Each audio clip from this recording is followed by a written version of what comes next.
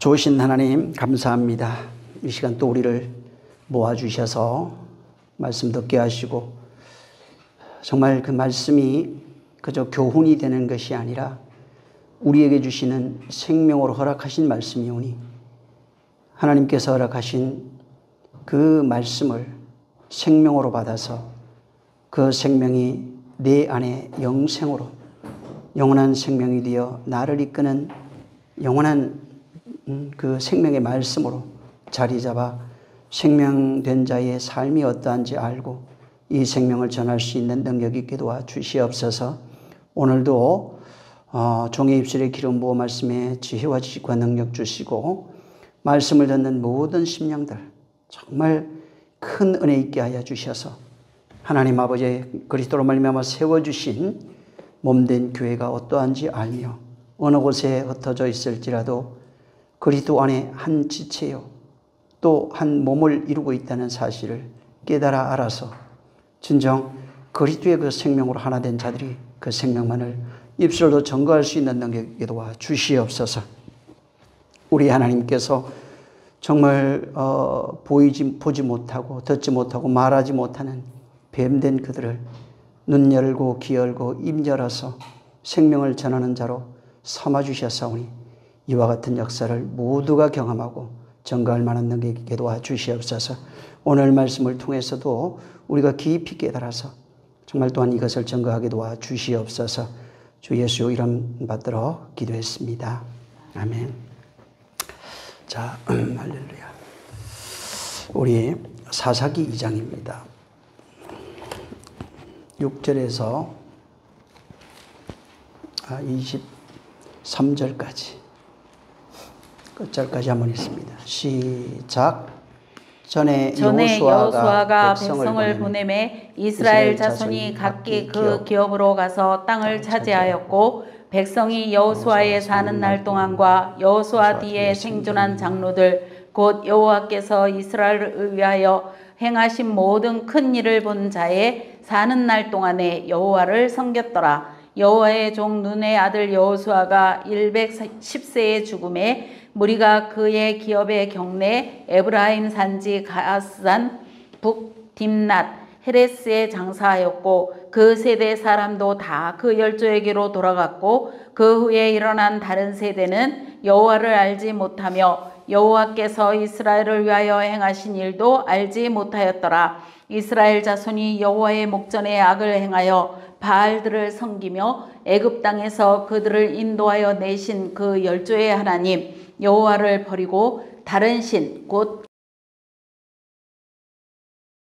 그들에게 절하여 여호와를 진노하시게 하였으되 곧 그들이 여호와를 버리고 바알과 아스타롯을 섬겼으므로 여호와께서 이스라엘에게 진노하사 노력하는 자의 손에 붙여 그들로 노력을 당케 하시며 또 사방 모든 대적의 손에 파심에 그들이 다시는 대적을 당치 못하였으며 그들이 어디를 가든지 여호와의 손이 그들에게 재앙을 내리심에 곧 여호와께서 말씀하신 것과 같고 여호와께서 그들에게 맹세하신 것과 같아서 그들의 괴로움이 심하였더라. 여호와께서 사사를 세우사 노력하는 자의 손에서 그들을 건져내게 하셨으나 그들이 그 사사도 청종치 아니하고 돌이켜 다른 신들을 음란하듯 쫓아 그들에게 절하고 여호와의 명령을 순종하던 그 열조에 행한 길을 속히 치우쳐 떠나서 그와 같이 행치 아니하였더라. 여호와께서 그들을 위하여 사사를 세우실 때에는 그 사사와 함께 하셨고 그 사사의 사는 날 동안에는 여호와께서 그들을 대적의 손에서 구원하셨으니 이는 그들의 대적에게 압박과 괴롭게 함을 받아 슬피 부르짖음으로 여호와께서 뜻을 돌이키셨음이오늘 그 사사가 죽은 후에는 그들이 돌이켜 그 열조보다 더욱 패괴하여 다른 신들을 쫓아 섬겨 그들에게 절하고 그 행위와 패역한 길을 그치지 아니하였으므로 여호와께서 그들에게 진노하여 이르시되 이 백성이 내가 그 열조와 세운 언약을 어기고 나의 목소리를 청종치 아니하였은즉 나도 여호수아가 죽을 때에 남겨둔 열국을 다시는 그들의 앞에서 하나도 쫓아내지 아니하리니 이는 이스라엘이 그 열조에 지킨 것 같이 나 여호와의 도를 지켜 행하나 아니하나 그들로 시험하려 함이라 하시니라. 그 열국을 머물러 두사 속히 쫓아내지 아니하시며 여호수아의 손에 붙이지 아니하셨음이 이를 인함이었더라. 아멘. 네. 지난번에 이게 이제 2장에 1절에 보면 이들이 길갈에서 보김에 이르러 이제 여호와의 사자를 만나고 또 거기에서 여호와 사자를 통해서 전해진 언약을 떠나서 목소리를 청정치 아니함으로 그 2절에 보면은 목소리를 청정치 아니하고 또 언약을 파하고 단을 세우고 하는 이런 일로 인해서 여호와께서 너희에게 지킨 것을 그렇게 하지 않을 것이다 라고 하니까 이제 거기서 우는 이야기가 있습니다. 그래서 거기 우는 자들이라 하는 뜻으로 이제 보김이라고 하는 이야기를 말씀을 드렸어요. 그리고 이제 다시 6절부터 10절까지 내용은 예전에 있던 이야기입니다. 예전에 그 여호수아가 살아있을 때 그 이야기를 그 여호수아 21장에 가면 있는 이제 내용인데 24장입니다. 24장에 쭉 가면은 있는 이야기입니다. 그래서 그거를 옛날에 여호수아가 살아있을 때 어떻게 행하였는지, 또 그리고 여호수아가 살아있는 동안에 그들이 여호와의 말씀을 지켰고 또 여호와의 말씀을 따랐고 또 그렇게 살다가 이제 그 여호수아가 죽고 나니까 이것을 그렇게 하지 않은 그런 이야기를 적어놓은 겁니다. 그래서 옛날에 있던 그런 사건들을 회상하는 이야기고 이제 11절부터 다시 요 앞에 악을 행하는 그런 내용인데 아까 저 봤던 2장 1절, 2절 여기 이제 6절까지 5절까지 있는 내용에 보면은 여호와의 사자가 친히 나타났어요. 그리고 나타나서 그들이 여호와의 말씀을 떠나 있고 그다음에 그들의 상을 섬기지 말라고 그랬는데 그들이 상을 다시 세우고 또 단을 세우고 하는 이런 일들이 일어난 겁니다. 그래서 그걸 깨우치게 하니까 이제 통곡하면서 우는 게 복임인데 이어서 바로 행한 사건이 11절이에요. 이거 얼마 가지 못해서 11절에 이스라엘 자손이 여호와의 목전에서 악을 행하여 바알을 섬겼다 이렇게 나옵니다. 그러니까 그런 일이 있은 지 얼마 되지 않는데 울은 지가 얼마 안 됩니다. 근데 울은 지가 얼마 안 되는데 다시 악을 행하고 바알과 아스타로를 섬기고 우상을 섬기는 우상 숭배의 길로 걸어간 겁니다. 그래서 결국은 회개했지만은 울며 불며 통곡하고 회개했지만은 그 울음이 하나님 보실 때 진정한 울음이 된 것이 아닙니다. 오늘날도 마찬가지 우리가 하나님 앞에 회개하고 웁니다. 근데 금방 죄짓습니다. 이게 육체의 한계예요. 하나님의 도움 없이는 인간은 죄 지을 수밖에 없는 그런 연약한 상태인 것을 보여주고 있는 겁니다. 그러면서 이제 하는 이야기가 뭐냐면 그러한 상태임에도 다시 하나님의 은혜가 부어지는 겁니다. 바로 인간은 하나님의 은혜 없이는 살 수 없다는 거예요. 인간 자체는 아무리 회개하고 울고 불고 해도 다시 죄 지을 수밖에 없는 존재고 또 그러한 죄 지을 수밖에 없는 그런 존재에게 하나님은 다시 은혜 베푸신다는 겁니다. 그래서 은혜가 아니고서는 절대로 구원받을 수 없는 것이 인간의 존재적 상태라는 겁니다. 그래서 하나님께서 그러함에도 단을 다시 쌓고 우상 숭배하고 아스타롯과 바알을 섬기고 있는 그런 상태일지라도 하나님이 은혜 베푸시고 그들을 구원하겠다고 하는 그 메시지가 여기에 담겨 있는 겁니다. 그래서 지난번에도 말씀을 드린 것처럼 이 사사기의 구조가 죄를 밝혀냅니다. 죄를 하나님이 깨닫게 해요. 그래서 그 인간의 상태, 이스라엘의 상태가 죄 짓고 있다는 겁니다. 그리고 죄를 깨달으면 또 이스라엘이 행하는 것이 뭐냐면 울고 불고 회개하는 슬픔, 통곡이에요. 그래서 죄를 깨닫게 하고 그 다음에 그것 때문에 울고 불고 하는 이스라엘의 그 모습들이 나옵니다. 그리고 이제 울면서 뭐냐면 간구해요. 하나님 살려주세요. 우리가 잘못했습니다 하는 간구가 있어요. 그러고 나면은 구원이 하나님이 구원하시는 은혜 베푸시는 사건이 반복되는 겁니다. 그래서 인간의 존재적 상태가 죄 짓고 그것 때문에 또 울고 또 그것 때문에 간구하는 겁니다. 그러면 하나님이 은혜 베풀어요. 이것이 계속 반복되는 것이 이 사사기의 이제 구조입니다. 그래서 인간의 상태는 항상 어떻게 나오냐면 여기 죄를 짓는 존재. 그리고 죄를 지면은 또 하나님이 그걸 깨닫게 해서 또 그것 때문에 통곡하고 우는 존재. 그것 때문에 또 그거 울면서 간구합니다. 하나님 살려주세요. 그러면 하나님이 그들에게 은혜 베푸시는 겁니다. 그래서 항상 여기는 하나님이 이스라엘의 죄를 폭로하면서 인간의 죄를 폭로하고 있는 겁니다. 그래서 인간의 죄가 폭로되면 인간의 존재적 상태가 어떻게 반응하냐면 그것 때문에 통곡하게 돼 있어요. 그리고 그것 때문에 간구하게 돼 있어요. 그러면 또 하나님이 그들을 구원해내시는 거예요. 그들에서 건져내시는 겁니다. 그래서 여기는 인간이 행하는 것은 죄 짓는 것밖에 없어요. 그러면 하나님이 그 죄 깨닫게 하는 거예요. 그러고 나면 또 살려달라고 간구하는 겁니다.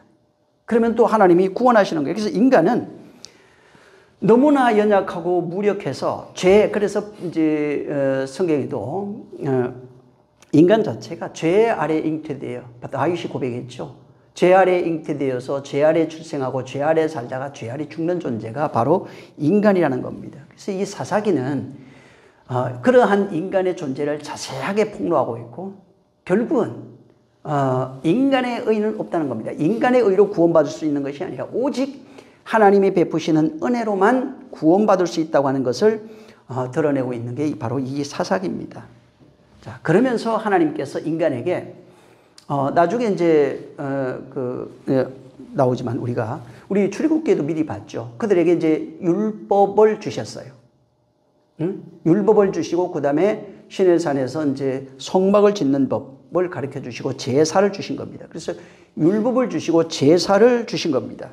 자, 그런데 율법을 주시고 제사를 주시면서 율법과 제사를 잘 지켰는데 뭐라고 말씀하고 있냐면은 메시아가 와야 된다는 겁니다. 모세를 통해서 율법과 제사를 줬는데 선지자를 통해서 하신 말씀은 뭐냐면 메시아가 와야 된다는 겁니다. 자, 율법과 제사를 분명히 인간에게 줘서 그렇게 행하라고 그랬어요. 이건 뭐냐면은 근데 메시아가 와야 된다고 하는 겁니다. 구원자가 와야 된다는 겁니다. 이게 뭐냐면 율법과 제사로는 구원받을 수 없다고 하는 사실을 말씀하고 있는 거예요. 그래서 율법과 제사로, 이게 뭐냐면 율법과 제사란 말은 행입니다. 율법을 지켜 행하라고 그랬죠. 제사를 그대로 하나님이 명한 대로 행하라고 그랬죠. 그러니까 이게 뭐냐면 인간이 지켜 행하는 그것으로는 구원이 될 수 없다고 하는 사실을 말씀하는 거예요. 그래서 율법과 제사를 주셨는데 그거 잘 지키면 구원이 아니라 율법과 제사를 통해서 말씀하시는 것은 그 안에 담겨있는 내용을 모르면은 그 의미를 알 수 없는 겁니다. 그래서 제사는 제사를 통해서 가르쳐 주는 게 희생제사예요. 율법을 지켜 행한다고 하는 것은 인간은 율법을 지켜 행할 수 없는 존재라는 겁니다. 이걸 깨달아야 돼요. 그래서 이 율법을 통해서 넌 율법을 지킬 수 없는 존재구나. 행할 수 없는 존재구나. 제사하면서 희생제사가 필요하구나. 그리고 가르쳐 주는 게 구원자가 와야 된다. 메시아가 와야 된다고 하는 사실을 말하고 있는 겁니다. 결국은 하나님은 인간의 행위를 전면 부정하고 있어요. 인간의 행위로서 구원받을 수 없다고 하는 사실을 말하고 있는 겁니다. 그래서 말씀하는 것은 구원자를 통해서 곧 메시아를 통해서만 구원이 완성된다고 하는 뜻을 말씀해 주는 겁니다. 그래서 율법과 제사와 그 다음에 메시아라고 하는 구원의 복음을 말씀해 주신 겁니다. 그러니까 결국은 뭐냐면 율법과 제사를 잘 지켜 행했던 그들이 구원받지 못한다는 겁니다.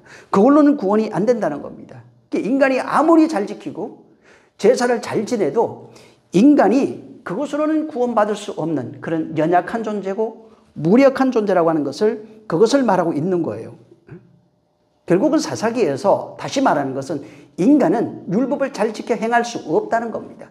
제사를 하지만 그것을 하나님께 영광 돌릴 수 없는 존재예요. 그래서 결국은 율법과 제사를 통해서 발견되는 게 뭐라고요? 죄라고 하는 겁니다. 율법이 죄를 징치하고 있어요. 제사를 통해서 발견하는 것이 뭐냐면 죄인이 죽는 모습이에요. 그래서 죄를 발견하고 난 이후에 그것 때문에 통곡하게 되면 간구하게 돼 있고 그러니까 율법을 누가 준 거예요? 하나님이 주신 거예요. 제사 누가 준 거예요? 하나님이 준 거예요. 그걸 통해서 여기를 사사기로 얘기하면 여호와의 사자가 온 겁니다. 율법과 제사가 와서 우리에게 알게 한 것은 죄입니다. 그리고 그것 때문에 통곡하게 돼 있고 간구하게 돼 있는 거예요. 그러면 하나님이 구원자를 보내주는 겁니다. 그래서 율법과 제사라고 하는 것은 자기 의를 드러내는 것이 아니라 죄를 드러내는 겁니다. 끊임없이 율법 잘 지키죠? 죄만 드러납니다. 바울도 그게 얘기해요. 율법은 뭐라고 정의를 했냐면 의인은 없나니 하나도 없다고 정의를 했어요. 제사는 뭐라고 정의를 하고 있냐면 죄인은 반드시 죽는다고 정의한 겁니다. 그래서 희생제사가 필요한 거예요. 그래서 죄인은 반드시 죽는데 네 대신 죽는 자가 있다. 양이 있다고 하는 사실을 말하고 있는 겁니다. 그래서 마찬가지로 하나님의 나라를 접하고 있는 우리가 이제 예수 믿고 하나님 나라를 이제 접하게 되잖아요. 이것을 구약에 이제 가면은 성전으로 이것을 이제 모형을 해놓은 겁니다.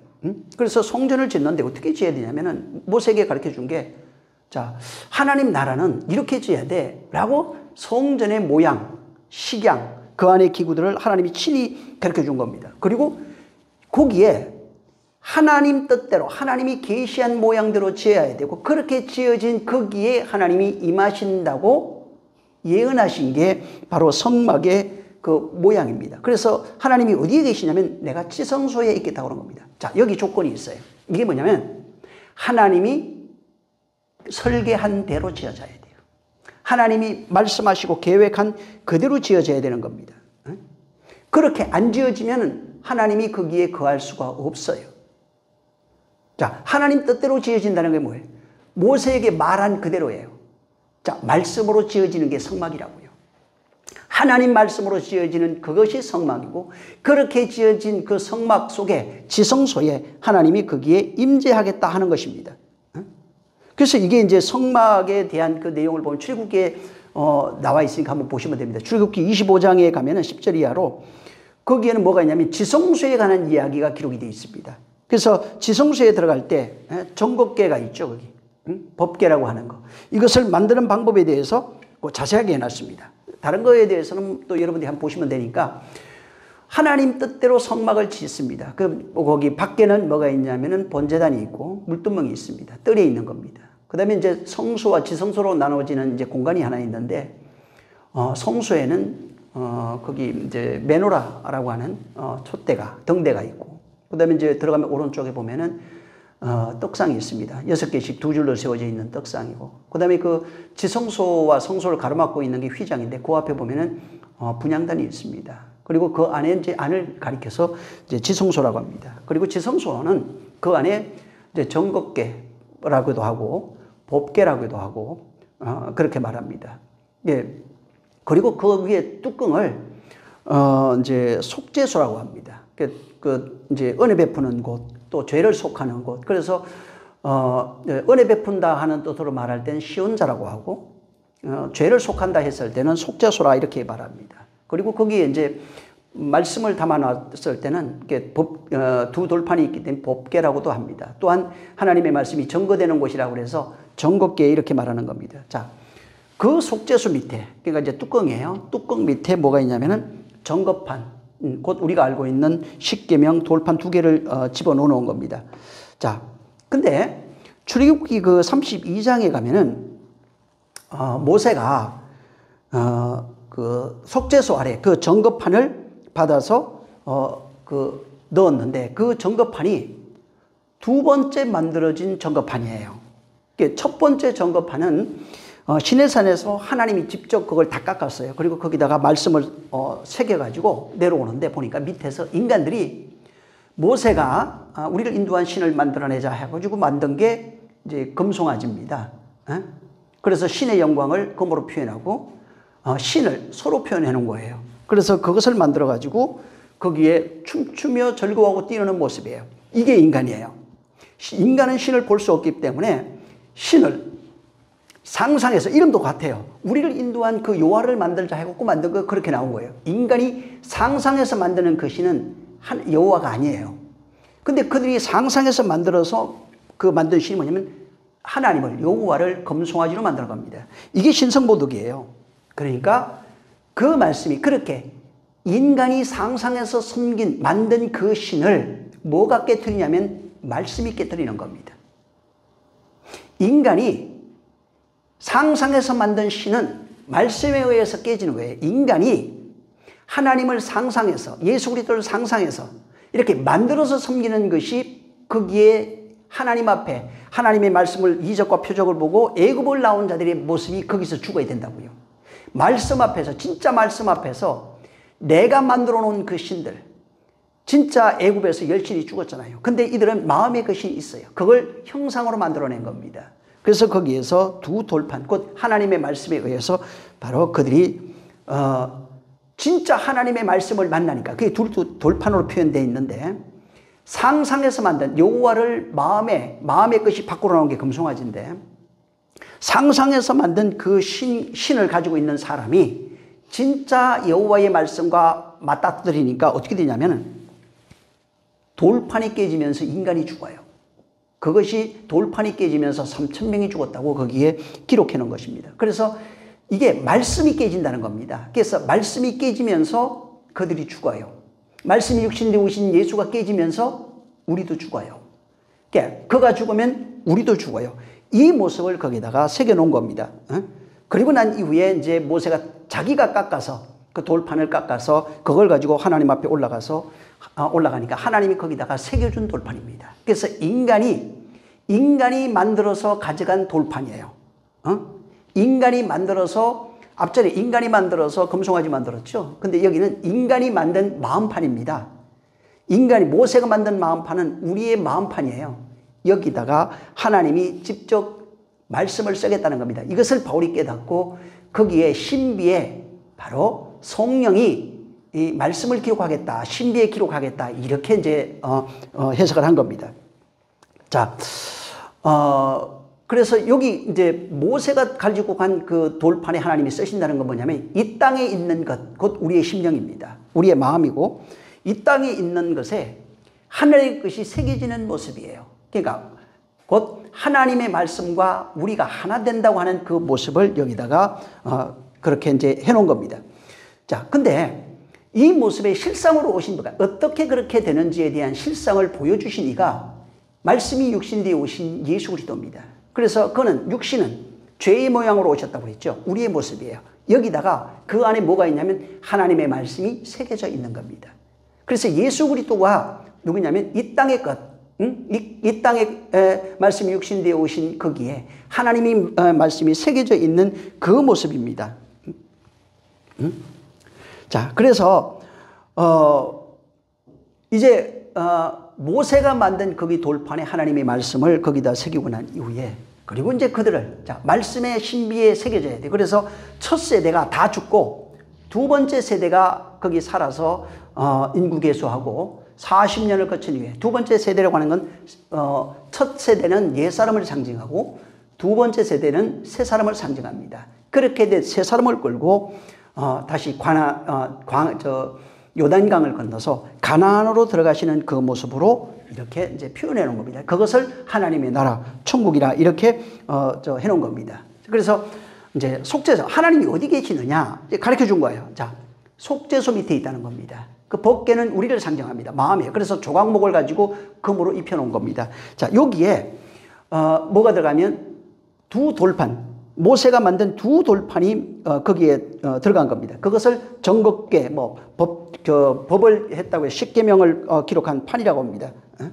자, 그래서 여기 이제 우리 안에 곧 그 하나님의 말씀이 새겨진다고 하는 그 내용을 이제 표현해 준 것이고, 그리고 속죄소를 덮습니다.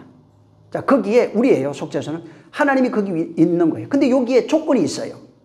속죄소가 되려면은 속죄소, 죄를 속하는 곳이라고 그랬죠. 속죄소가 되려면은 피를 뿌려야 돼요. 거기다가 피를 뿌리는 겁니다.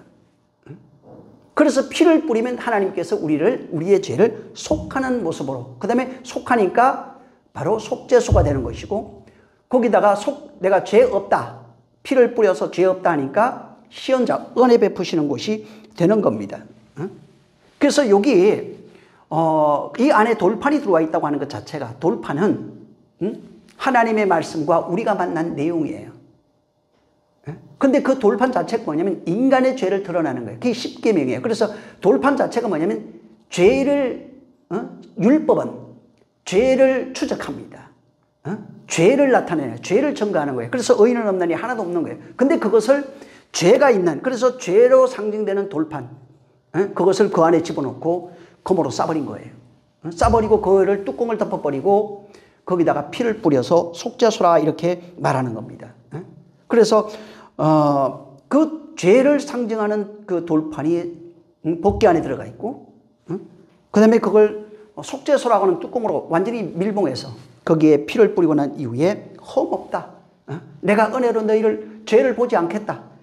내가 너의 죄를 덮어버리겠다. 라고 하는 그 내용을 해놓은 겁니다. 그래서 은혜가 죄를 덮어서 보지 않겠다고 하는 것이 뭐만 보냐면 아들의 피만 보겠다는 겁니다. 그 은혜예요. 이것이 바로 은혜라는 겁니다. 그리고 그것이 하나님 나라라는 거예요. 그래서 거기에 뚜껑을 덮어서 하나님께서 그 피 뿌리고 은혜 베푸는 그것이 하나님의 나라라고요. 그 성막이 하나님의 나라의 모형이라고 그랬잖아요. 하나님이 어디 계시냐면 지성소에 있어요. 지성소 어디에 있냐면 시언자에 있다고요. 은혜 베푸시는 그 속죄소 위에 앉아 계시는 겁니다. 그래서 하나님이 속죄소 위에서 우리에게 은혜 베푸시는 그 내용을 모형으로 해놓고 하나님은 계속 속죄소 위에서 은혜 베푸시는데 뭐 때문에 베푸냐면 피로 베푼다고요. 아들의 피로 말미암아 우리를 용서하시는 분이라는 겁니다. 이게 하나님의 나라예요. 그래서 하나님의 나라는 그가 속죄소 위에 앉아서 그 피를 보고 계속 용서하시고 있는 것이 하나님의 나라예요. 그러니까 그리스도의 피가 없으면 속죄소가 될 수가 없어요. 그래서 정결하고 흠없는 양을 잡아서 그 피를 뿌리라 이렇게 되는 겁니다. 뚜껑을 완전히 덮어서 그 안에 거기에 밀봉해버린 겁니다. 물론 나중에 이제 여기에 아론의 쌍난 지팡이가 들어가고 만나 항아리도 들어갑니다. 그래서 거기에 죄만 있던 존재가 하나님의 성령으로 말미암아 하나님의 말씀이 영으로 새겨지는 그런 역사, 그 말씀으로 먹고 사는 그런 존재로 바뀌는 겁니다. 이렇게 아무것도 없는 죄인으로밖에 하나님 앞에 공개되지 못하는, 공개될 수밖에 없는 그런 존재를 하나님이 은혜 베푸시는 것, 끊임없이 하나님이 용서하시는 것을 성경에는 사랑이라고 하는 거예요. 그래서 단 거기에 법궤 안에 바로 두 돌판이 있고, 그 다음에 시언자가 그 속죄소가 덮여 있어야 되고, 거기에 피 뿌려야 되고, 하나님 그래야 거기가 속죄소가 되고 시언자로서 우리에게 용서하시는 겁니다. 그래서 끊임없이 거기는 아들의 죽음이 항상 있어요. 그것이 없으면 용서가 될 수 없는 거예요. 그래서 사랑이라고 하는 게, 그 사랑은 뭐를 전제하게 되어 있냐면 죽음을 전제합니다.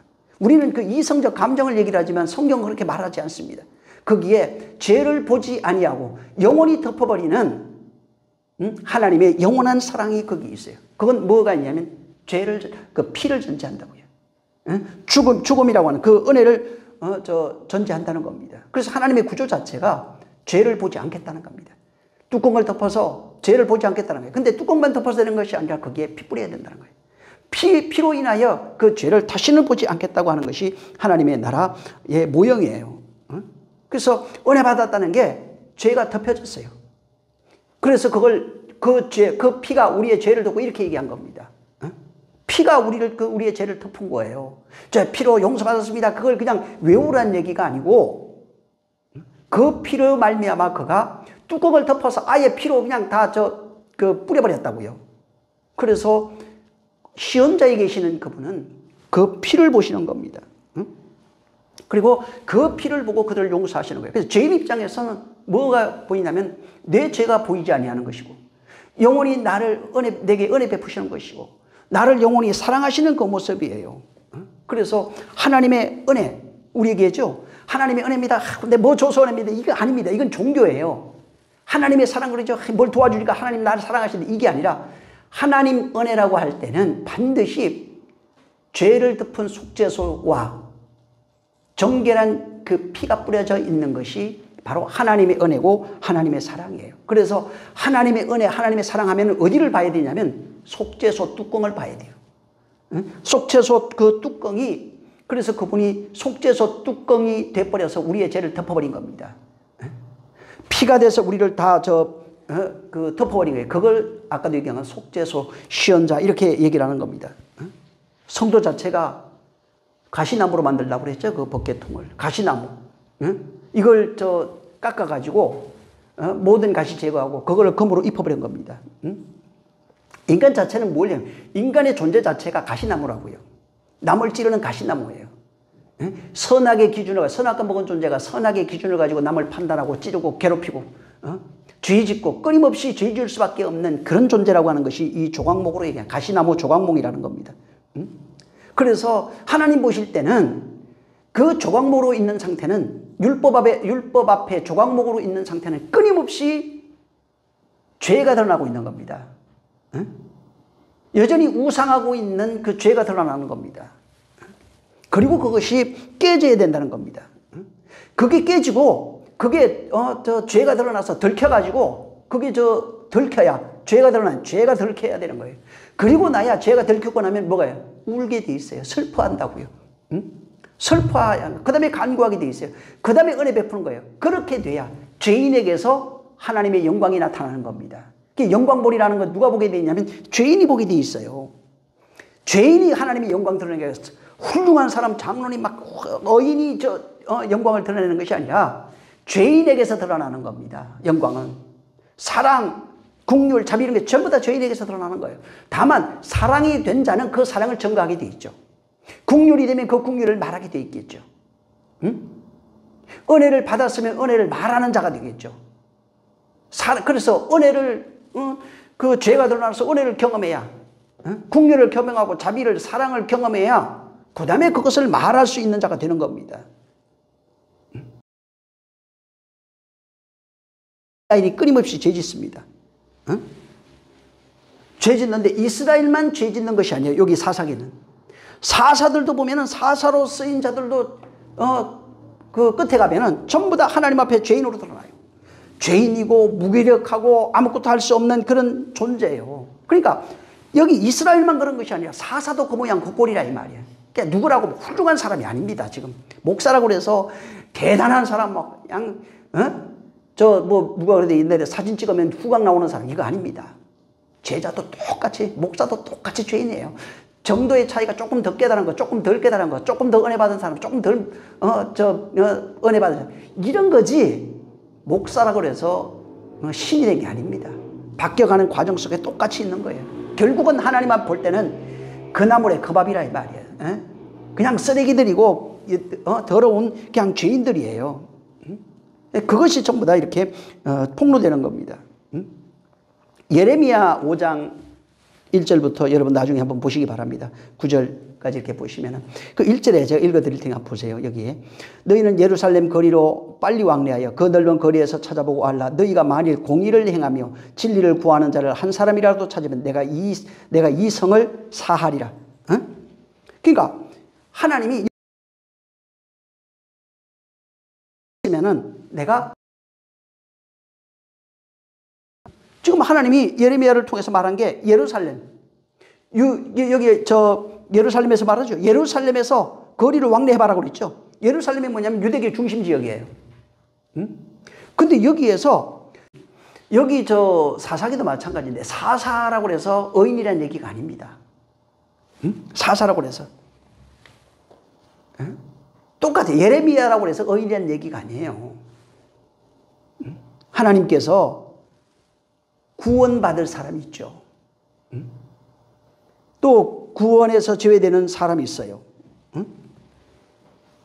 이게 뭐냐면 하나님과 인간 그런 사이에 은혜 받는 사람과 은혜 받지 못하는 사람이 구별되는 겁니다. 인간은 단 한 사람도 의인이 없다고요.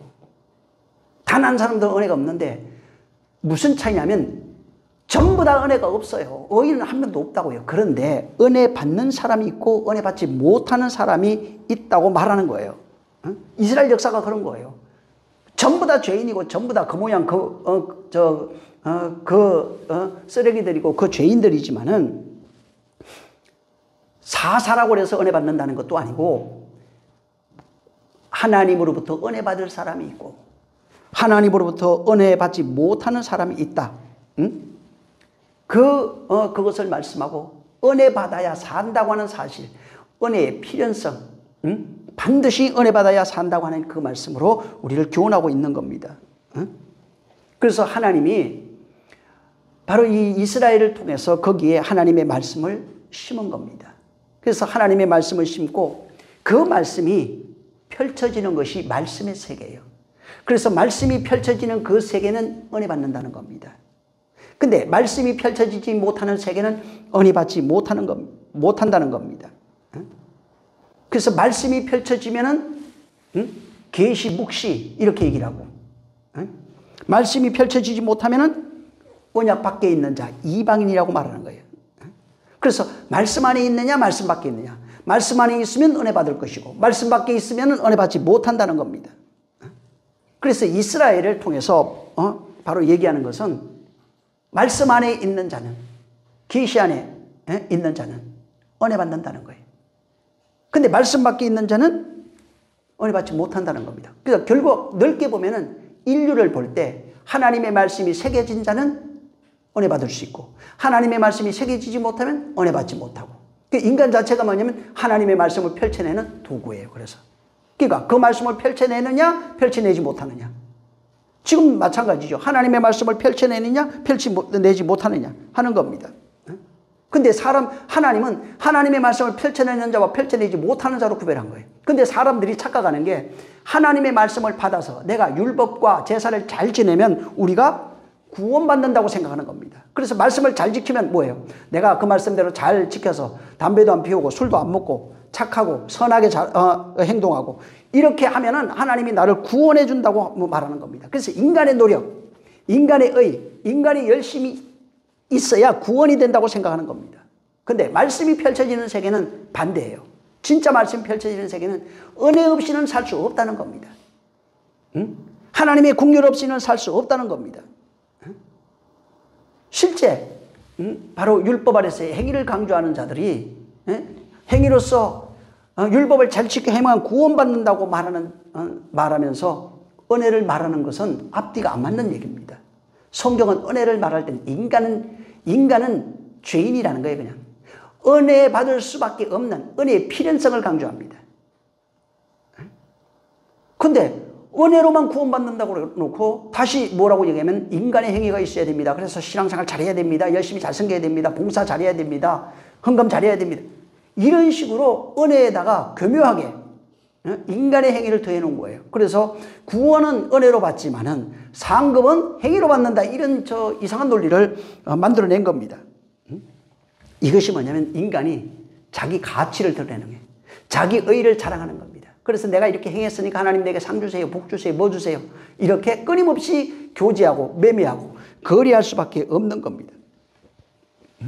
그래서 아무리 오래 신앙한 사람이고 뭐 장로 아니라 목사라 할지라도 죄, 그 다음에 회개라고 하는 그 과정, 간구라고 하는 과정, 은혜라고 하는 과정이 없으면은 끊임없이 자기의 의만 드러나고 죄악만 드러날 뿐이에요. 죄라고 하는 것은, 죄가 드러났다는 것은 지성소까지 가서 발견하는 게 죄입니다. 거기서 죄가 용서받아야 되는 거예요. 그래야 하나님이 거기서 우리에게 은혜 베풀어 주시는 겁니다. 근데 들어가면서 끊임없이, 예수님도 그런 비유했죠. 어떤 세리와 바리새인이 하나님 앞에 가서 기도하는데, 죄인은 나는 죄인이로다. 세리는 그렇게 기도하는데 이 사람은 내 일에 2번씩 금식하고 뭐 기도도 하고 11주도 하고 했다고 자랑하죠. 근데 누구를 하나님이 들으셨느냐? 그 죄인이다. 이게 우리의 모습이라는 거예요. 인간의 의를 가지고 하나님 앞에 설 수 없다는 것입니다. 그래서 인간은 자기 의를 자랑할 수 있는 존재 자체가 아니에요. 내가 무슨 일을 했어도 남들이 세상에서 볼 때 그 의롭고 훌륭하고 정말 남을 잘 도와주고 뭐 구제하고 그런 일을 했을지라도 하나님 보실 때는 여전히 죄인인 것입니다. 그래서 인간 자체가, 성경은 저 어디에도 인간이 의롭다고 말하지 않습니다. 인간은, 바로 해 아래 태어난 모든 인간은 의인은 없다는 겁니다. 모두가 죄인이라는 거예요. 율법 잘 지켰는데요, 죄인이라는 겁니다. 제사 열심히 잘 드렸는데요, 죄인이라는 거예요. 그래서 성경이 인간을 해부하는 해부학 책이에요. 인간을 해부해보니까 전부 다 죄인이라는 겁니다. 그래서 그 죄인, 그래서 성경을 보면 볼수록 뭘 깨닫냐면 죄라고 하는 걸 깨닫는 겁니다. 그 다음에 뭘 깨달아야 되냐면 하나님의 은혜를 깨닫는 겁니다. 그래서 죄를 깨달으니까 전도자가 뭐라고 얘기를 해요?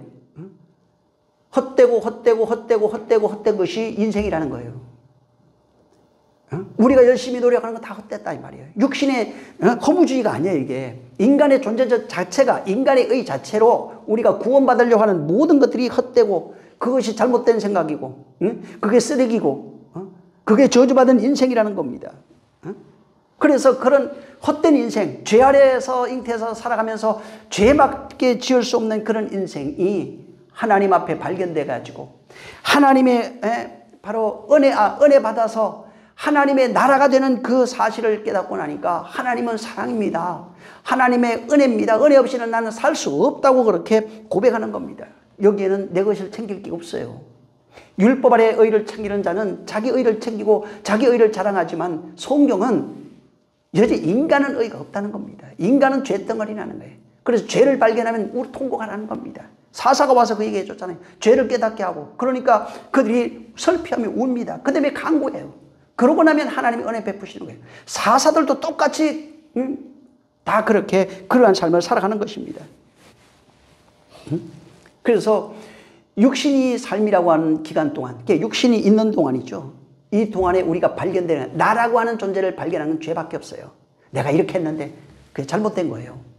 성경을 통해서 발견하는 것, 삶을 통해서 발견하는 것은 바로 죄밖에 없다는 것입니다. 그리고 여기에 죄를 발견한 그들에게 하나님의 은혜가 베풀어진다는 겁니다. 어떤 자에게 베푸냐면 통곡하고 회개하고 간구하는 자에게 하나님이 은혜 베푸신다는 겁니다. 그래서 그런 과정을 통해서 완성하겠다는 겁니다. 신앙생활이 바로 그거예요. 끊임없이 죄를 발견하고 하나님을 벗어나 있는 나의 모습을 발견한 그게 옛사람이에요. 이걸 발견하고 거기에서 하나님께 통곡하고 간구해서 그분으로부터 은혜 받아가지고 바로 오직 그분의 은혜로 새 사람이 되어 하나님 나라로 존재하는 것이 바로 신앙생활입니다. 근데 신앙생활을 어떻게 생각하면 내가 말씀을 잘 지켜 의를 자랑합니다. 내가 뭐 어떤 의를 낼 거예요. 그래서 하나님 앞에 내가 이렇게 했습니다. 저렇게 했습니다. 죄 짓지 않으려고 얼마나 노력합니까? 그러면서 꿈에 또 죄 짓잖아. 생각으로 얼마나 죄 짓습니까? 그러니까 죄 안 질 수밖에 없는 존재예요. 그래서 하나님의 은혜만 구하는 그런 자가 되어야 되는데 반대로 그걸 자랑하는 자가 되면 자기 의를 드러내는 자가 되면 그건 온전한 신앙생활이 되지 않습니다. 절대로 이 사람은 바뀔 수가 없는 거예요. 그래서 성경 자체가 인간이 의롭다고 할 때는 하나님의 말씀이 펼쳐졌을 때 의롭다고 그래요. 하나님의 말씀이 펼쳐지지 않는 존재에게 의롭다고 말하는 구절이 단 한 구절도 없는 겁니다. 근데 하나님 말씀이 펼쳐지니까 뭐라고 그러냐면 전부 다 울어요. 아프다고 그래요. 통곡하는 겁니다. 자기의 잘못된 것이 발견돼서 울고 또 억울해서도 울어요. 또 그것 때문에 내가 죽어야 되니까 그거 아파서 울어요. 끊임없이 이것이 공개되는 겁니다. 나의 더러움, 추악함, 악함. 사람들은 제가 전에 얘기했지만 사람들이 누구 때문에 화났다고 거짓말입니다. 내가 만든 기준에 그 사람이 안 맞으니까 화난 거예요. 내 안에서. 내 안에서 난 거예요. 그 사람 아무렇지도 않아요. 내 기준에 안 맞는 거예요. 내가 잘못된 거라고. 근데 내 기준을 튀어놓고 거기에 안 맞아요. 자식도 안 맞고 남편도 아내도 안 맞고 사람들이 안 맞아요. 계속 싸우는 겁니다. 그 기준이 깨져야 돼요. 그게 남을 보고 있는 거예요. 자기를 못 보는 거예요. 성경은 나를 보게 하는 겁니다. 나를 봐서 나를 보면 어떻게 되냐면 말씀을 통해서 나를 봐요. 말씀이 오잖아요. 사자를 통해서. 그러면 죄가 발견돼요. 그러면 통곡해야 돼요. 간구해야 돼요. 그러면 은혜가 임해요. 근데 그걸 안 해요. 말씀을 통해서 내 의를 발견해요. 자꾸. 아니면 말씀도 필요 없어요. 내가 만든 신 앞에 내가 만든 내 의를 자랑해요. 그래서 내 기준, 내 법칙, 내 원리 여기 안에 다른 사람을 가두려고 그러는데 가둬지냐고요. 이게. 안 가둬지죠. 왜? 존재 자체가 다른데. 기준이 다른데. 어느 기준이 맞는 거예요? 내 기준이 맞는 거예요? 그게 기준이 맞는 거예요? 둘 다 맞는 겁니다. 그래서 타협하는 거예요. 하나님의 말씀이 펼쳐지지 않으면 의인이라고 말하지 않습니다.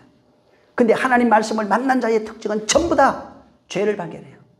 이게 사사기예요. 죄를 발견하고 깨닫게 되면 회개하고 눈물을 흘려요. 그 다음에 간구해요. 하나님 나 살려달라고.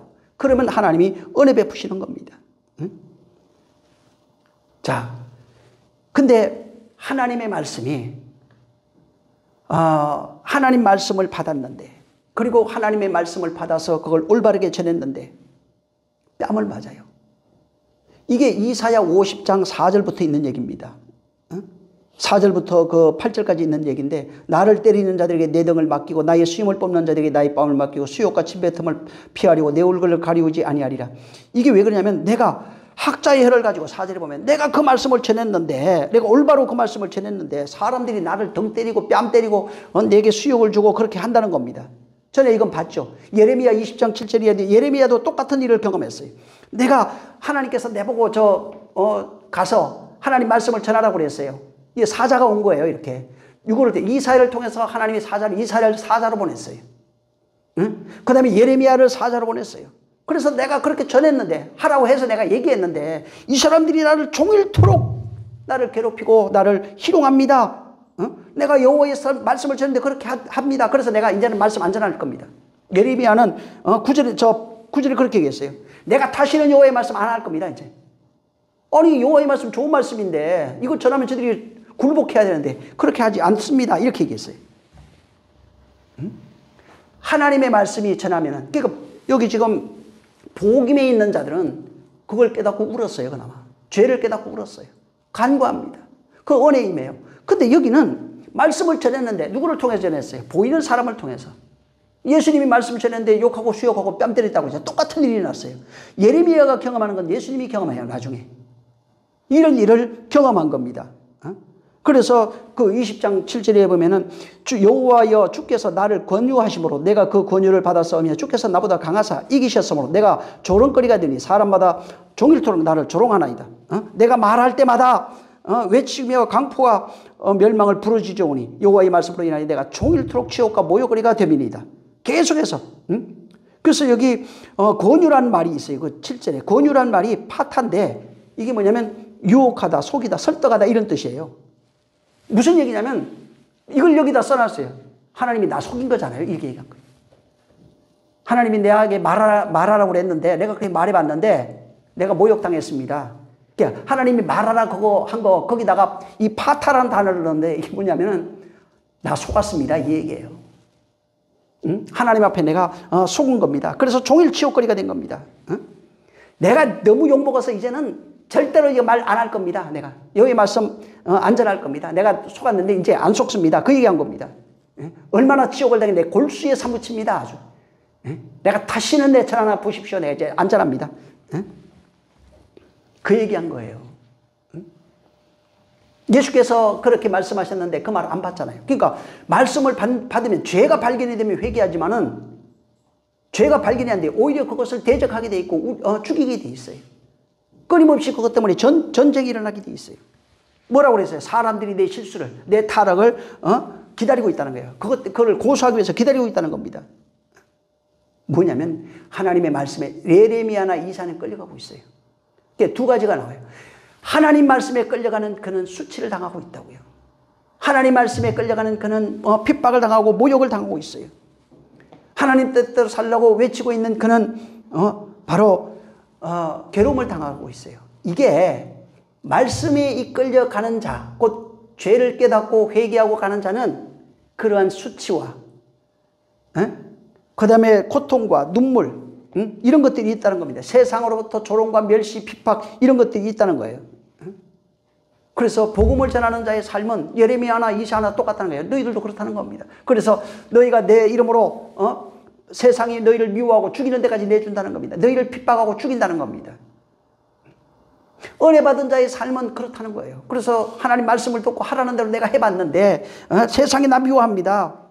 자, 요 지금 이사야나 예레미야에 있던 내용이 이 사사기에 그대로 기록이 되어 있어요. 사사기는 바로 사사들이 훌륭해서 하나님 부른 게 아닙니다. 사사를 불러가지고 하나님이 그 일을 썼는데 사사들도 똑같이 핍박을 당하고 모욕을 당하고 괴로움을 당하고 아이고 못하겠습니다. 힘듭니다. 사사가 대단해서 부른 게 아니에요. 하나님이 어느 날 갑자기 일방적으로 그들을 선택한 겁니다. 그리고 선택된 자들은 일방적으로 똑같아요. 죄를 경험한 자들이에요. 죄를 깨닫고 통곡하고 간구하고 은혜 받은 사람들의 과정을 거쳤어요. 그런 사람들을 중에서 하나님이 사사를 택했어요. 그 중에 그가 난 거예요. 그리고 그를 통해서 하나님의 말씀을 전하게 한 겁니다. 그래서 그렇게 바로 죄를 경험하고 그 다음에 그것 때문에 울고 간구하고 은혜 베푸는 이 과정은 한마디로 딱 압축을 하면 예수 그리스도의 십자가입니다. 그래서 그가 우리의 죄를 담당하시고 슬피 울며 통곡하고 간구하고 그 다음에 십자가에 죽어서 은혜 베풀어 준 겁니다. 그것이 우리에게 베푸시는 하나님의 그 은혜입니다. 그러니까 예레미야도 하나님의 은혜 받았잖아요. 은혜 받았는데 그가 그렇게 가서 그 일을 했다는 겁니다. 내가 그렇게 말씀을 전했다는 겁니다. 근데 내가 그렇게 했는데 고통밖에 없더라 이 말이에요. 누가 그렇게 당했어요? 은혜 전했는데 고통받으신 분은 예수 그리스도예요. 사랑을 전거했는데 은혜 베풀어 줬는데 고통받으시는 예수 그리스도 한 분밖에 없는 겁니다. 예레미야 15장 16절에서 18절에 보면은 하나님의 말씀을 받을 때 정말 기뻤습니다. 내가 너무너무 기뻐서 내 마음이 즐거웠어요. 즐거웠는데 바로 근데 내가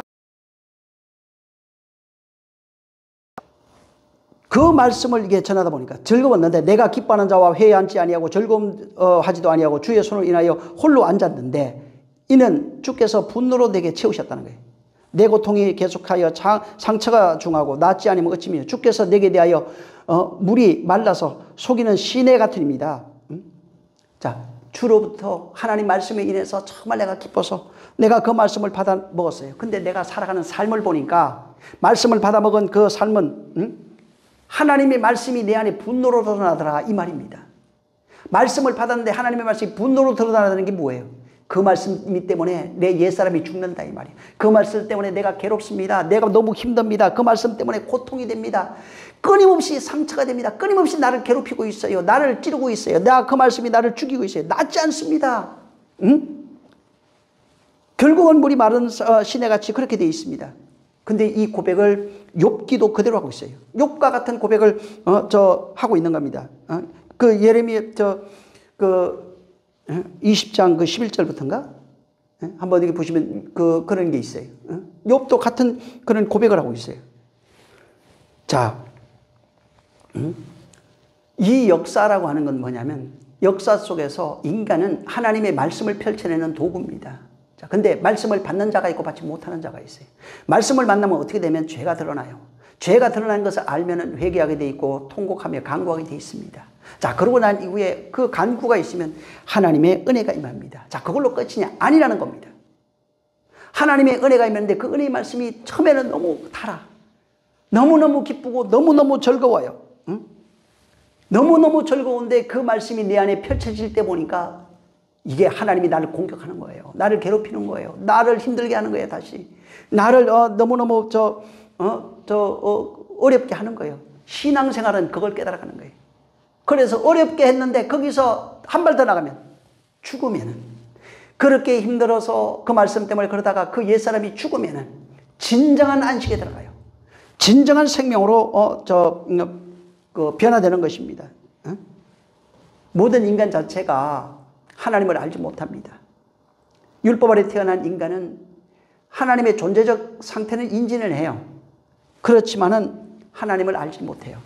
그래서 하나님을 그 진정한 그 하나님 막연하게 알고 그래서 하나님에 대한 거부감이 커요. 그 인간이 그 하나님이 왜 나를 지배하고 내 마음대로 나를 태어나게 해가지고 뭐 저주받니 뭐 사망에 이르니 이런 얘기를 해야 되냐 이 말이에요. 그래서 이 하나님의 존재 자체에 대한 거부감이 상당히 큰 거예요. 그리고 그분이 뭐 우리를 간섭하는 것, 우리를 뭐 마음대로 인도하는 이런 거에 대해서 굉장한 거부감이 큽니다. 자, 근데 하나님께서 당신을 공개하시는 것은 마누를 통해서 혹은 아들을 통해서 우리에게 공개하시는 것은 우리를 저주하기 위함이 아니라는 겁니다. 죄를 우리에게 깨닫게 하는 것, 죄를 깨닫게 하는 것이 우리를 저주하려고 하는 것이 아니라는 겁니다. 죄를 깨닫게 하는 이유가, 나를 또한 말씀을 받는데 괴로운 이유가 나를 당신의 아들로 만들기 위함이라는 거예요. 응? 나를 당신의 아들로 만들기 위함이라는 거예요. 근데 이것을 잘못 이해하면은, 그 내용을 알지 못하면 하나님은 내 소원을 이루어 주는 분으로 착각하게 돼 있어요. 그래서 신앙생활 내가 이렇게 했으니까 뭐 주세요. 11조 했으니까 뭐 주세요. 이번에 감사했으니까 뭐 주세요. 그래서 또 그런 얘기해요. 미리 감사하면 복 준다고. 하나님은 그런 하나님이 아니에요. 응? 그런 하나님은 인간이 전부 다 조작해서 만들어낸 하나님이에요.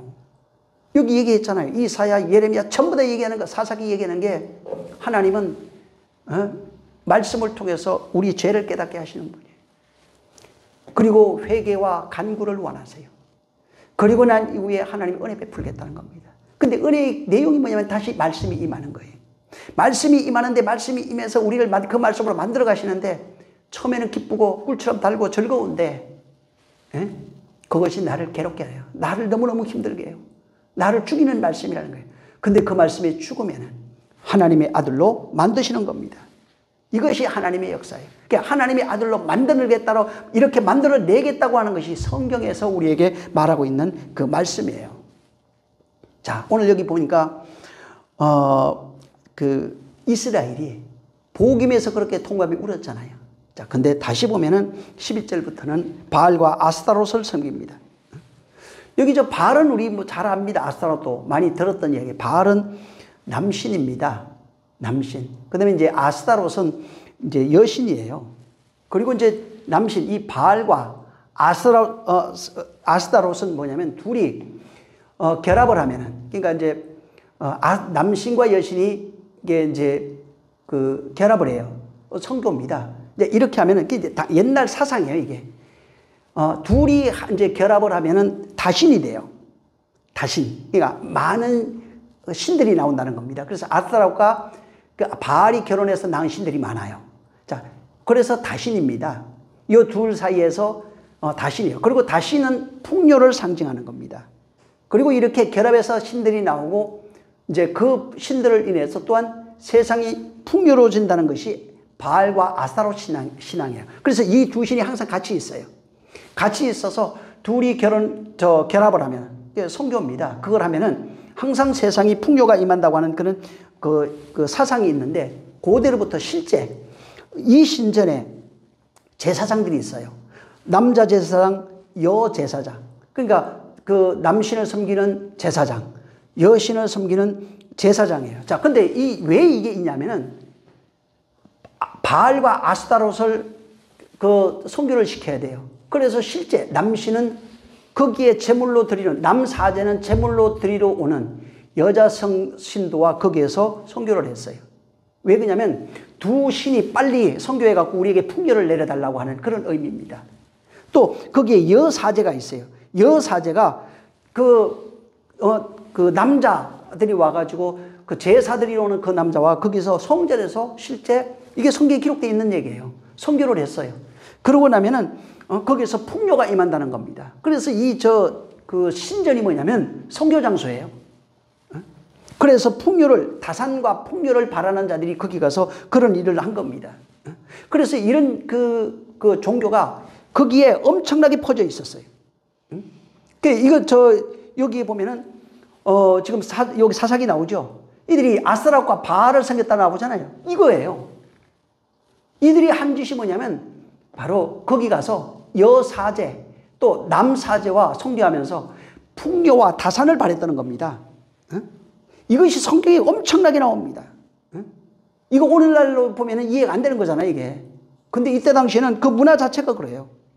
자, 생각을 해보세요. 애굽에서 종살이 하던 자들이에요. 홍해 건너는 거 다 봤습니다. 그 다음에 또 그들이 광야에 왔어요. 광야에 왔다가 요단강 건너서 가나안 정복 전쟁 다 알아요. 이야기를 다 들었습니다. 근데 여기 뭐냐면 여호수아가 있을 때는 안 그랬는데 여호수아가 죽고 나면 그랬다고 그러잖아요. 여호수아가 있을 때, 장로들이 있을 때는 그걸 이야기를 듣고 그런 일이 없었어요. 자, 그런데 이들이 장로들이 죽고 여호수아가 딱 죽으니까 새카맣게 잊어버렸어요. 다 잊어버리고 어떻게 했냐면 그 주변에 가나안 지대, 여기 아까 봤죠? 10족속을 그대로 놔뒀다고. 근데 그들은 아스타롯과 바알을 섬기던 신앙을 가지고 있었어요. 근데 그 신앙이 그들을 정복했던 그 이스라엘, 12지파가 정복했던 그 땅, 거기에 그 종교가 그대로 남아 있었어요. 그래서 그 종교를 가지고 어떻게 했냐면 애굽에서 인도한 신은 잊어버렸으니까 그 땅에 있는 신 바알과 아스타롯을 섬기기 시작한 거예요. 그게 여기에 지금 오늘 이 본문에 기록된 겁니다. 자, 보세요. 역사로 들었잖아요. 하나님이 이렇게 우리 인도한 거 다 알잖아요. 전쟁에서 이긴 거 다 알잖아요. 그리고 이 사사기 앞에도 보면 하나님께서 그들과 유다를 보내가서 전쟁 이기게 하는 거 다 알잖아요. 여호와 사자가 쫓아와가지고 말해주고 다 알고 있어요. 그럼에도 금방 돌아서서 바알과 아스타롯을 섬긴다고요. 이게 뭐냐면 인간 스스로는 절대로 바로 신을 온전히 섬길 수 없다는 거예요. 인간 스스로는 죄 지을 수밖에 없다는 겁니다. 그래서 여기서 말하는 인간은 하나님이 말씀이 인간은 죄 지을 수밖에 없는 존재라는 겁니다. 하나님의 말씀을 지킬 수 없는 존재라는 거예요. 무슨 얘기냐면 오늘날 그러잖아요. 병 고치는 거 경험하고 죽었다가 살아난 거 그다음에 뭐 어떤 문제 해결하잖아요. 똑같은 거예요. 이스라엘이 이적과 표적과 기사를 다 봤어요. 그런데도 결국은 자기 유익을 쫓아요. 예수님이 병 고치고 사람 살리는 거 다 봤어요. 근데 회개할 능력 없어요. 응? 예수를 따를 능력이 없어요. 따라다가도 다시 다 떠나갑니다. 응? 인간 자체가 은혜 받았다고 해서 혹은 그 이적을 봤어요. 뭐 어떤 하나님의 도움도 경험해 봤어요. 환상도 봤어요. 그렇다고 해서 그 사람이 훌륭한 사람이 되는 게 아니에요. 그도 다시 은혜 받아요. 여전히 죄 지을 수밖에 없는 것이 인간이라는 겁니다. 은혜 받아봤어도 어떤 병 고쳐봤어도 무슨 일이 있어봤어도 환상을 봤어도 여전히 무기력하고 죄 지을 수밖에 없는 존재인 것이 여기에서 이 본문에 오늘 그대로 폭로된 겁니다. 그래서 이게 인간 자체의 특성은 나밖에 없어요. 나 자신을 위해 살아갑니다. 나를 살찌우는 존재예요. 내 욕망을 만족시키기 위한 존재로 살아가요. 그래서 욕망의 신 앞에 모든 것을 무릎 꿇치는 그런 존재가 인간이에요. 그래서 자기를 위해서 살아가는 게 인간이라고요. 그래서 부부 간에도 부부 자식 간에도 절대로 없어요. 자기를 위해서 살아가는 겁니다. 그래서 자기를 위해서 세상을 조작해버려요. 형제 간에도 부부 간에도 뭐 사회에서도 마찬가지예요. 자기 자신의 유익을 위해서 이용하고 사용하고 거짓말하고 그렇게 만들어가는 것이 인간이라고요. 그래서 인간은 나라고 하는 존재가 신이 돼서 그 신을 만족하며 살아가게 하는 것이 바로 인간이에요. 그래서 어떠한 존재도 타인이라도 부모라도 내 인생에 개입하는 걸 원치 않습니다. 부모, 형제, 자식 절대로 내 인생에 개입하는 걸 원치 않아요. 나라고 하는 존재가 여전히 욕망의 실로로 존재하고 있는 겁니다. 자, 그래서 주체 자체가 누구냐면 나예요. 인간은 내가 주체예요. 내가 신이 돼요. 그래서 신앙생활을 하지만 어떻게 되면 하나님과 1대1 거래관계로 서 있는 겁니다. 이걸 모르면 오늘날 신앙생활 내가 거래관계로 서 있는 걸 알지 못하면 절대로 은혜 받지 못합니다. 거래관계로 있어요. 그래서 내가 열심히 잘 섬겨드릴 테니까 나 도와주세요. 결국은 내가 주체가 되어 있는 거예요. 내가 바로 신이 되어 있는 겁니다. 그래서 내가 늘 신이 돼서 하나님을 대상으로 섬겨요. 내가 이렇게 할 테니까 저렇게 할 테니까 당신 이렇게 해주시고 저렇게 해주시고 먹여주시고 입혀주시고 건강하게 해주시고 또 내가 잘 섬겨드릴 테니까 내게 복을 주시고 물질 주시고 전부 다 그런 겁니다. 그리고 그렇게 나를 도와주면 내가 이렇게 하겠습니다. 내가 헌신도 하고 교회도 짓고 내가 사람들 잘 섬기고 내가 선교도 하고 그렇게 할 겁니다. 전부 다 이거예요. 그러니까 하나님도 어떻게 보냐면 거래관계로 봐요. 은혜 받아야 할 존재인 것을 알지 못하고 하나님을 나를 돕는 존재로 본다 이 말이에요. 내가 열심히 이렇게 헌신하고 희생해서 이렇게 할 테니까 그렇게 나를 도와달라. 이게 기복주의예요. 이게 신비주의 같은 것들이에요. 만신주의. 하나님을 만신 중에 하나로 알아요. 그래서 오늘날 그러잖아요. 복 주는 신을 찾아가요. 그래서 기독교 갔다가 어디로 가요? 불교 가요. 안 되니까. 불교 가서 안 되면 어디로 가요? 무당 찾아갑니다. 계속 돌고 도는 거예요. 왜? 내가 만족할 때까지.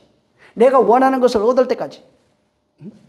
하나님 앞에 복종하는 것 같지만 복종하지 않습니다. 하나님을 열심히 섬기는 것 같지만 그렇지 않아요. 뭘 하고 싶어요? 내가 내 마음대로 신을 조종하고 싶은 거예요. 그래서 이렇게 내가 원하는 것을 해주면 신은 살아있어요. 내가 원하는 걸 해주지 않으면 신은 죽은 거예요. 그래서 전부 다 보세요.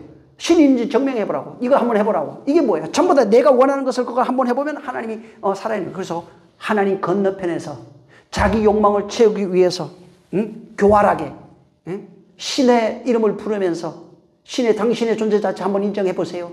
그럼 내가 믿어드릴게요. 오늘 기독교인들이 그 일을 끊임없이 반복하고 있어요. 안 믿는다는 말할 것도 없어요. 신의 반대편에서 거기에 신을 대적하고 있는 뱀이요, 용이요, 사단이고 마귀인 겁니다. 그러면서 그 내 욕망을 만족시키기 위해서 헌신하는 거예요. 그게 바알과 아스타롯 섬기는 거예요. 바알과 아스타롯, 내 풍요를 위해서, 내 복을 위해서 여전히 그 앞에 가서 뭘 하고 있어요? 간음하고 있잖아요. 그게 간음이라고요. 그래서 바알과 아스타롯 신 앞에 풍요를 얻기 위해서 그 앞에 가서 간음하고 있는 상태가 바로 이 바알과 아스타롯을 섬기고 있는 상태예요. 자기 욕망을 만족하기 위해서, 내가 이루는 것은 무엇을 얻기 위해서, 복을 얻기 위해서 신 앞에 가서 구하는 게 이게 지금 바알과 아스타롯 신앙이라고요. 근데 오늘 교회에서 거짓 한다고 생각하잖아요. 실제 육체적 성교가 없으니까. 근데 하나님 볼 때는 똑같아요. 바알과 아스타롯 신앙이 다른 게 아니라 자기 유익을 위해서, 육체의 만족을 위해서, 자기 욕망을 이루기 위해서 그 앞에 가서 다산을 요구를 하는 거예요. 풍요를 요구를 하고 있어요. 이렇게 해주시면, 저렇게 해주시면, 내가 이렇게 하면 당신을 믿어드릴 겁니다. 끊임없이 자기 욕망을 만족하는 게 그게 우상이에요. 자기 목표를 이루려고 하는 게 우상이에요. 근데 목표가 안 이루어지면 대적하잖아요. 원망하잖아요. 하나님을 여기 이 사사기는 인간의 조화 자체가 인간 자체가 거모양 겉골이라는 겁니다. 여러분 이 바알과 아스타롯 신앙이요 전 세계에 녹아 있습니다. 여러분 음양교리 있죠? 이게 동양 사상의 음양 이거 다 그거예요. 전 세계에 있는 우상들 전부 다 똑같아요 이게. 그래서 그 모형으로 해놓은 겁니다. 그게. 인간들이 그렇게 해놓은 거예요. 그래서 암컷, 수컷, 뭐 음과 양 그런 이론들을 통해 가지고 인간이 지성을 들이면 음이 양이 하나 돼 가지고 뭘 만들어내요 다. 음이 양이 하나 되면은 뭔가 이루어지는 겁니다. 그래서 그 모양은 우리나라도 굉장히 기원제 있죠. 전부 다 그런 거예요. 신께 기원해 갖고 비 내려달라고 그러잖아요. 기원해 가지고 뭐 복 달라고 그러잖아요. 이 어려움을 해결해 달라고 해요. 풍요제, 기원제, 풍신제, 전부 다 그런 거예요. 뭐 산신제 이런 거 있잖아요. 우리 어렸을 때도 그 많이 봤어요. 동네에서 그런 거. 이게 전부 다 그래요. 어떤 신에게 가서 정성 들이고 예물을 드려서 인간이 원하는 것을 얻어내려고 하는 그 마음이 우상이에요. 그 인간의 주체, 제사 지내는 그거의 주체가 누구예요? 인간이에요. 이 신이 인간을 위해서 존재하는 겁니다. 인간의 만족을 위해서 어떤 것을 얻어내기 위해서 내가 주체라고요. 주체가 돼서 우리 마을이 주체예요. 주체가 돼서 신이 그것을 이루어 달라는 겁니다. 내가 돼지머리 드릴 테니까 그거 내놓으라는 얘기예요.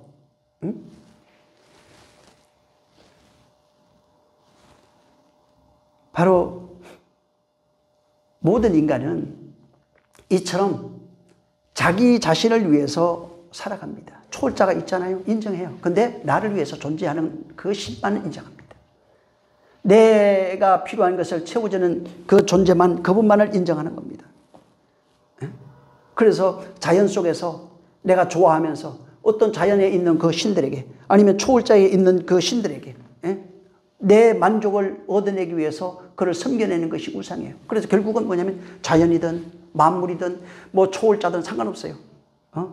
내 만족을 위해서, 내 풍요를 위해서 그들을 이용하는 것이고 그들의 도움을 원하는 겁니다. 그래서 그러한 삶, 이것이 조금 바뀌어서 모양만 바뀐 거예요. 이름 부르죠. 여호와 이름 부른다니까. 근데 만들어낸 게 금송아지라고요. 예수 그리스도 이름 불러요. 근데 만들어내는 것이 2000년 전 예수 우상이에요. 결국은 뭐예요? 2000년 전 그 우상, 예수 잘 믿어드릴 테니까 나 구원해 주세요. 뭐 믿는 자 구원해 준다면서요. 근데 파괴되는 경험이 없어요.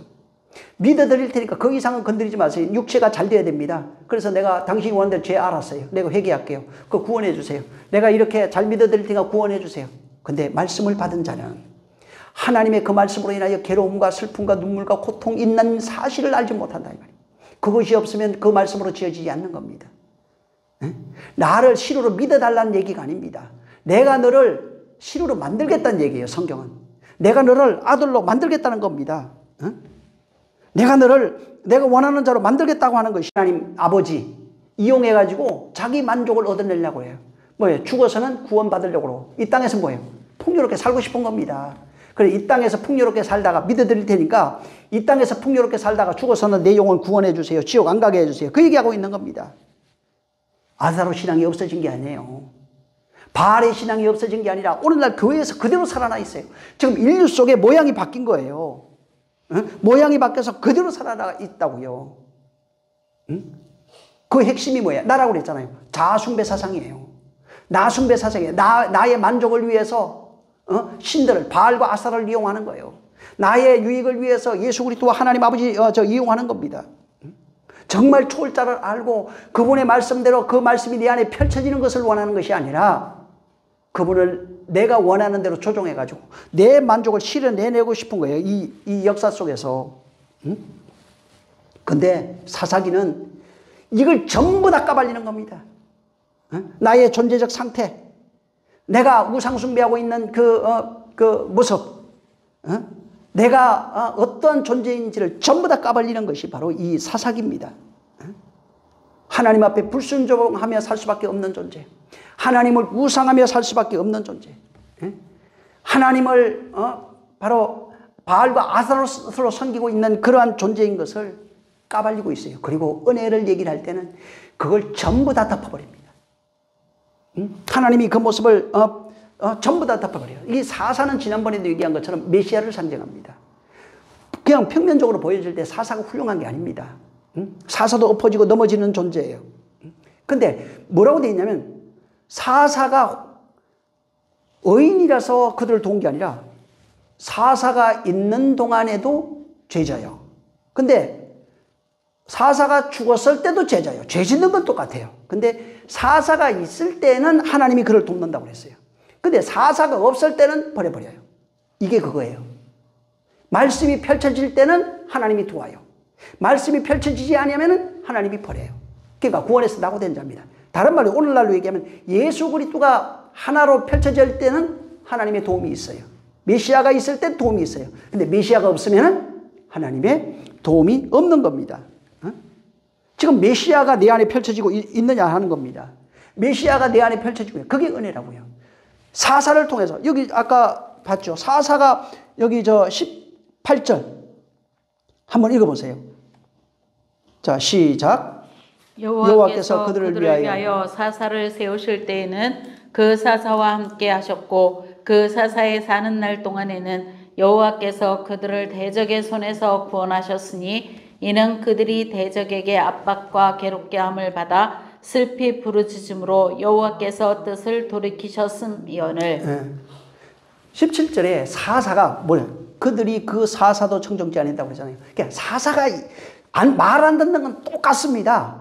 똑같은데 여기 조건이에요. 사사가 있을 때는 도와주고 사사가 없을 때는 안 도와주고 그 얘기한 겁니다.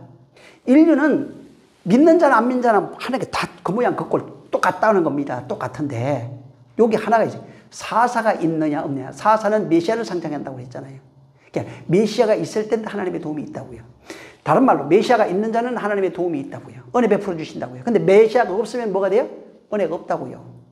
그걸 여기다가 그대로 해놓은 겁니다. 그래서 다른 말로 하나님의 말씀이 펼쳐지는 자는 은혜 받고 있는 것이고 하나님의 말씀이 펼쳐지지 않는 자는 은혜 받지 못하고 있다는 것입니다. 사도 바울이 빌립보서 3장 3절 이하로부터 9절에 이렇게 쭉 보면은 내가 그리스도를 알고 난 이후에 그러니까 하나님의 말씀이 펼쳐졌어요.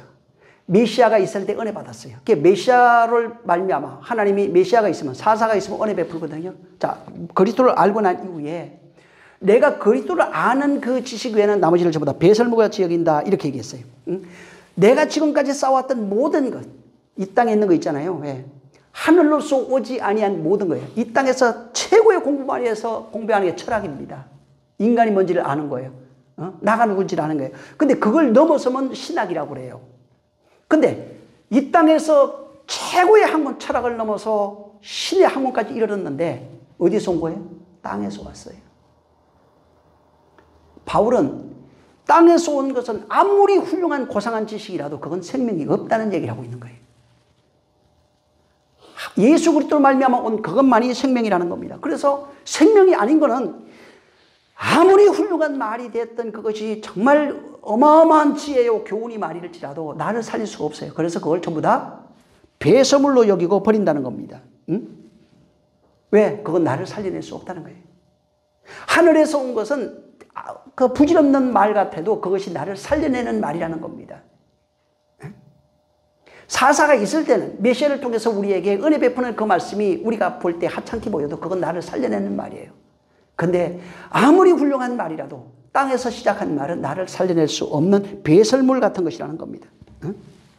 그래서 이 땅에 있는 동안에 세상에서 온 것이 아니라 하나님께서 아들로 말미암아 은혜 베푸신 그 말, 그 은혜의 말씀이 나를 살려낸다는 겁니다. 그 말씀으로 살아가는데 문제는 똑같이 슬퍼하고 눈물도 있고 아픔도 있고 뭐 괴로움도 있다는 거예요. 인생 살면은 그건 똑같이 있다는 겁니다. 근데 그 과정 속에서 은혜 받은 사람은 사사로 있을 때는 은혜 받는다고요. 그래도 괴로움이 다른 사람은 육체로 괴로움 당해서 그냥 흙으로 끝나지만 하나님의 말씀이 펼쳐지는 그 사람은 은혜 받는다고요. 그 사람을 하나님의 아들로 만든다고요. 그 얘기하고 있는 겁니다. 그래서 사사가 있을 때는 사사도 죄짓고 사사가 있어도 여전히 넘어지고 여전히 저 말 안 들어요. 똑같아요. 인간은 그런 거예요. 근데 하나님의 말씀이 펼쳐지는 것은 사사가 있는 그 사람, 메시아가 있는 그 사람은 하나님이 은혜 베풀어 주시고 은혜 베푸는 그 사람은 하나님이 그 은혜의 말씀으로 인해서 당신의 아들로 당신의 나라로 만들어 가겠다는 겁니다. 이게 이 오늘 본문에 있는 내용입니다. 하나님이 당신의 말씀을 듣지 않는 그 이스라엘, 여전히 불순종하며 바알과 아스타로, 이게 뭐냐면 풍요를 쫓는 자들이란 얘기입니다. 그러니까 지금 난 안 섬기는데, 아니 지금 육신의 풍요, 자기 만족, 자아의 풍요를 위해서 하나님을 앙망하는 자는 아스타롯과 바알을 섬기는 자들이라는 얘기예요. 그럴지라도 하나님이 그 얘기예요. 너 그렇게 해도 바알을 섬기고 아스타롯을 섬겨도 사사가 있으면, 다른 말로 메시아가 있으면 내가 그를 통해서 은혜 베풀어 줄게. 내가 너를 보호해 줄게. 너를 지켜줄게. 내가 너를 인도해 줄게. 어떻게? 너를 아들로 만들어 줄게. 그런데 사사가 없으면은 못 만들어. 그 얘기하는 겁니다. 모두가 그리스도 안에서 은혜 받으시기를 예수님으로 축원합니다. 그 안에서 하나님의 아들로 지어져 가기를 예수님으로 축원합니다. 예레미야가 이사야가 말한 것처럼 그것 때문에 내가 아프고 힘들고 고통스럽고 절망스럽고 그걸 또 말해도 우겨쌈을 당하고 할지라도 나를 지으시는 은혜 베푸시는 시간이라고 하는 것을 알고 절대로 낭망하는 넘어지지 말고 그 말씀대로 지어지시기를 주의 이름으로 축원합니다. 이 시간 기도하겠습니다. 기도할 때 주여 내 평생 주의 말씀으로 지어지게 하시옵소서. 정말 내가 여전히 죄 지을 수밖에 없는 그런 존재고 은혜 없이는 살 수 없는 존재입니다. 그래서 구원자 곧 예수 그리스도 보내주셨사오니 예수 그리스도로 말미암아 평생 그 안에서 은혜 받는 자 되게 하시옵소서. 그분 떠나면 은혜 없어요. 그 안에서 은혜 받고 하나님의 아들, 당신의 아들로 당신의 나라로 지어지게 하시옵소서. 기도하겠습니다. 좋으신 하나님 아버지 감사합니다. 세상에서 온 모든 학문들을 육신을 만족하기 위해서 돈 버는 기술들이지만 그러나 그것 자체가 자기를 만족하는 것은 바알과 아스타로를 섬기는 신앙과 똑같은 일이고 이러한 것은 바로 인간이 그럴 수밖에 없다고 하는 사실을 이미 인지하셨고 그런 자들에게 사사를 보내서 예수 그리스도 보내서 우리에게 은혜 베풀어서 일생 그 은혜로 말미암아 살게 하셔서오니 우리의 일생 은혜 받은 자, 은혜로만 살아가는 자가 되게 하여 주시옵소서. 주님이 오늘도 함께 하시니 감사합니다. 나의 나 된 것이 오직 은혜밖에 없다는 것을 정말 그리스도의 은혜로 말미암아 은혜 받아 하나님의 아들로 그리스도로 지어져 가고 있다고 하는 사실을 알고 그렇게 간증하며 증거할 만한 능력 있게 도와 주시옵소서. 인생 속에 엎어지고 넘어지고 좌절하고 다시 일어설지라도 은혜 구하게 하시고 사사히 있을 때 은혜 받는 사실을 알고 그렇게 아들로 지어지게 도와 주시옵소서. 나의 나 된 것이 나의 의가 아니고 은혜밖에 없다는 것, 나의 의를 자랑하는 자가 아니라 오직 은혜만 자랑하는 자 되게 하여 주시옵소서. 예수 이름으로 축복하고 기도했습니다. 자, 우리 주님이 가르쳐 주기도 하고 마칩니다. 하늘에 계신 우리 아버지여, 이름이 거룩히 여김을 받으시오며 나라에 임하옵시며 뜻이 하늘에서 이룬 것 같이 땅에서도 이루어지리이다. 오늘날 우리에게 일용할 양식을 주옵시고 우리가 우리에게 죄진 자를 사하여 준 것 같이 우리 죄를 사하여 주옵시고 우리를 시험에 들게 하지 마옵시고 다만 악에서 구하옵소서. 나라와 권세와 영광의 아버지께 영원히 있사옵나이다. 아멘. 감사하신 주여 영광 보게 하시옵소서. 주의 뜻 주의 나라 임하게 하여 주시옵소서. 성령의 역사하심 있게 도와주시옵소서. 평강의 하나님 도와주시옵소서. 진리로 역사하여 주시옵소서. 우리 모든 영광 하나님께 돌립니다. 수고 많이 하셨습니다.